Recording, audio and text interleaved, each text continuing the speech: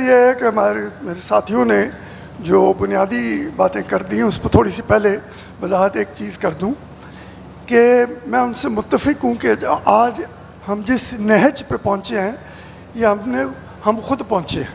It is self inflicted, self created. ٹھیک، اور یہ نہ IMF کی ذمہ داری ہے، نہ کسی اور ادارے کی، بیرونی ادارے کی ذمہ داری ہے کہ ہمارے گھر کو وہ آ کے ٹھیک کریں. یہ ہم پر ہے. ٹھیک ہے جی. اچھا، جب یہاں پہنچے کیسے ہیں؟ دیکھیں، پہنچے ایسے ہیں کہ پچھلے 45 سال ہم نے جو طرز حکومت، طرز جو رہی ہے اکنامک مینجمنٹ کی، وہ ایسی ہی رہی ہے.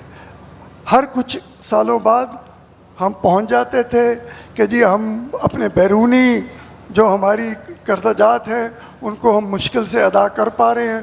بھاگے IMF کے پاس جاتے تھے، ایک سال وہ ہمیں پیسے دیتے تھے اور ہمارے لیے ہوتا کیا تھا کہ ہمارے مسائل تھوڑے سے استحکام آ جاتا تھا، استحکام آتا تھا، دباؤ کم ہوتا تھا، تو we would go back to, وہ جو انگریزی میں کہتے ہیں we would go back to اور میری ویز، اور وہ جو بنیادی ہماری کمزوریاں تھیں وہ ویسی کی ویسی رہتی رہیں.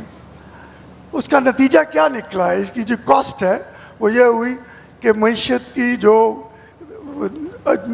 نمود، وہ جو گروتھ ریٹ رہا ہے وہ فرینکلی لو ہو گیا ہے. دوسرا یہ ہوا ہے کہ جو اکانومی ہے وہ کنٹینیوز ٹو بی ولنریبل. اور تیسرا ہے کہ ہم پر روپے پر جو دباؤ رہا ہے وہ اس کی وجہ سے رہا ہے. اب جو اس کی لوگ وجوہات دیتے ہیں، ایک تو آپ عام سنتے رہتے ہیں کہ ریاست اتنے وسائل نہیں اکٹھے کر پاتی کہ اپنے خرچے پورے کر سکے.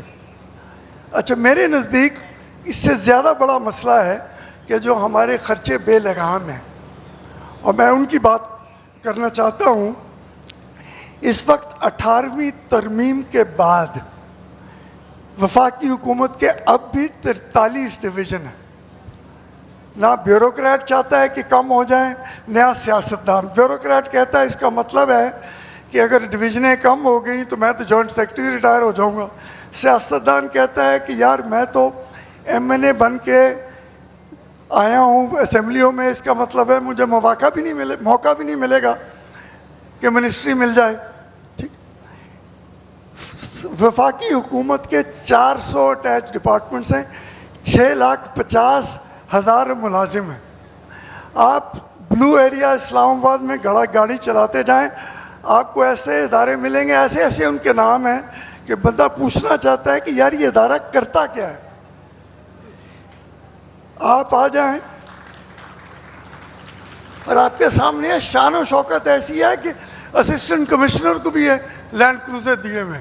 ٹھیک ہے، تو ہم ان چیزوں کی بات نہیں کرتے.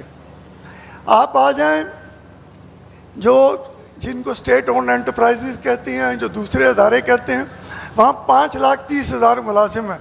باتیں ہو رہی ہیں نج کاری کی. میں آپ کو یقین سے کہتا ہوں کہ زیادہ تر ان میں جو واسٹ میجورٹی ہے ان کو بند کرنا پڑے گا. وہ بک نہیں سکتے.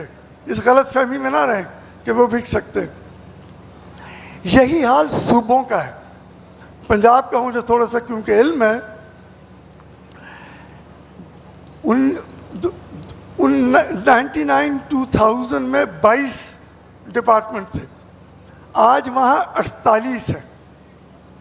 یہ وفاقی حکومت اور جو صوبے ہیں یہ بہت بڑے امپلائمنٹ بیورو ہیں، اور ان کی آج اس کی وجہ سے پینشن کی جو لائبلٹی ہے وہ 25 کھرب روپے ہے. اور اس میں وہ ادارے شامل نہیں ہیں جن کی پینشن لائبلٹیز کا کسی کو پتہ ہی نہیں ہے. مثال کے طور پر یونیورسٹیاں. ٹھیک ہے جی. آگے چلیں. یہ جو اسٹیٹ اونڈ انٹرپرائز ہیں میں ان کی بات تو کر چکا ہوں. ان کا اب تک جو لاسز ہیں 2,500 ارب کی ہیں. ٹھیک ہے.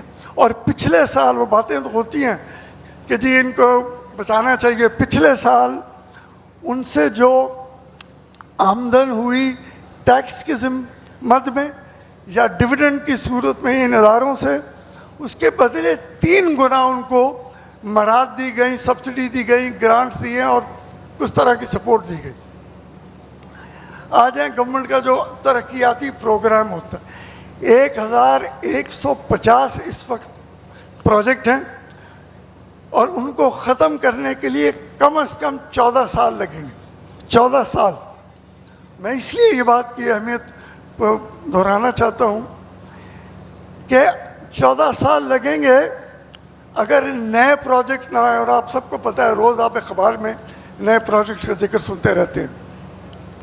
14 سال لگیں گے اور اس سے آپ دیکھ لیں کہ ان کی قیمتوں میں اور وقت میں کتنا اضافہ ہوگا.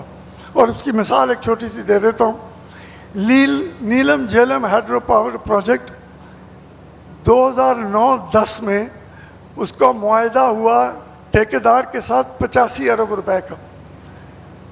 2022 میں وہ ختم ہوتا ہے 540 ارب روپے کا.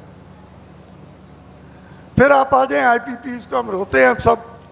آئی پی پیز کا حال یہ ہے کہ جو ہم نے معاہدے کیے دنیا میں کیپیسٹی ریلیٹڈ جو کاسٹ ہے وہ 30 سے 35% ہے, ہمارے یہاں 62 سے 70% ہے. اسمگلنگ ہم سے رکتی نہیں ہے. آپ تیل ہمارے یہاں ہر روز 4000 ٹن اسمگل ہوتا ہے, وہ تو ہم سے رکتی نہیں ہے. تو میں کہنا یہ چاہ رہا ہوں کہ جو بات ہوئی ہے کہ جی we have been living beyond our means, we have been living on borrowed time. اور اب یہ جو ہمارے یہاں عام طور پہ اس طرح کے مباحثے ہوتے ہیں, ایسا لگتا ہے کہ جیسے اس کا حل یہ ہے کہ بلڈ پریشر کی گولی دے دو, علامات کو صرف دیکھ رہے ہیں. یہ لائف سیونگ سرجری کی ضرورت ہے. یہ غلط فہمی میں نہ رہیں, یہ غلط فہمی میں نہ رہیں کہ لائف سیونگ سرجری کی ضرورت نہیں پڑے گی. میں اس وقت ان چیزوں پہ نہیں آؤں گا جو ان کی چیزوں کے حل ہے, بٹ میں ان کی طرف اشارہ کر چکا ہوں. اب آ جاتے ہیں آئی ایم ایف وغیرہ. یہ جو قرضہ جات کی بات ہو رہی ہے, قرضوں کی وہ نے جی ڈی پی کے حوالے سے بات کی, میں اس کو تھوڑا سا اور ایک طریقے سے بیان کر دوں. ہمارے جو قرضے ہیں سارے, وہ اندرونی اور بیرونی, وہ حکومت کے آمدن سے 670% ہیں. 670% ہیں. 12 ایسے ممالک جو ہمارے جیسے ہیں ان کے ہاں یہ جو اوسط ہے وہ 215% ہے. جو بیرونی قرضے ہیں ہمارے ایکسپورٹ کی جو برآمدات کا 330% ہے. وہی جو 12 ملک ہیں ان کی یہ جو مد ہے وہ صرف 65% ہے. تو آپ اس طرح سمجھیں کہ ہم پر بوجھ کس نوعیت کا ہے. اب آ جائیں آئی ایم ایف پہ. وہ تو میں نے پہلے بات کی, بھئی آپ خود جاتے ہیں, وہ تو نہیں آتے. آئی ایم ایف کا بنیادی ایک ہی کام ہے اور وہ یہ ہے کہ to bail out itself and the western creditors. اس پہ غلط فہمی میں نہ رہیے گا, یہ ان کا ایک ہی کام. اگلا پروگرام آئے گا, اس کی وجہ بڑی بنیادی ہے. $8 بلین سے زیادہ ہم نے ان کی ادا کرنے ہوں گے جب یہ پروگرام ہم میں جائیں گے, کیونکہ اتنی دیر میں آپ نے اخبارات میں پڑھا ہوگا کہ $1.1 بلین آئی ایم ایف ہمیں دے دے گا. آخری قسط ہے اسٹینڈ بائی ایگریمنٹ کے تحت. تو ان کے 8 بلین ان کو تو فکر پڑی ہے کہ یہ واپس کیسے آئیں گے. سو ان کے لیے وہ ایک ہی طریقہ ہے کہ آپ کو اور سکویز کریں تاکہ آپ کے پاس وہ سیونگ ہو کہ جن سے ان کو پیسے مل سکیں. آخری بات اس حوالے سے, ورلڈ بینک نے پچھلے دنوں بڑی ہم پر ہمارے بارے میں یہ بات کی کہ جناب آپ نے کسی قسم کی اصلاحات نہیں کی, آپ کی ترجیحات بھی ایسی نہیں رہی ہیں, اور آپ نے ہمارے ساتھ جو وعدے کیے معاہدوں میں وہ پورے نہیں کیے. میرا سوال ان سے صرف اتنا ہے کہ جب آپ دیکھ رہے تھے کہ یہ بگڑا ہوا بچے کی عادتیں تبدیل نہیں ہو رہی تھی, آپ پھر بھی پیسے دیے جا رہے تھے. تو جب آپ دیے جا رہے تھے, آپ کی کوالٹی آف ڈیو ڈیلیجنس یہ تھی, تو اب آپ کو ہٹ لینی پڑے گی. آپ تیاری پکڑیں کہ آپ کی ہیئر کٹ ہوگی کہ جتنے ہم نے آپ کو پیسے دینے اتنے ہم دے نہیں سکتے. سو میں یہاں بات ختم کرتا ہوں. باقی جو بات ہوگی وہ بعد میں ہو جائے گی.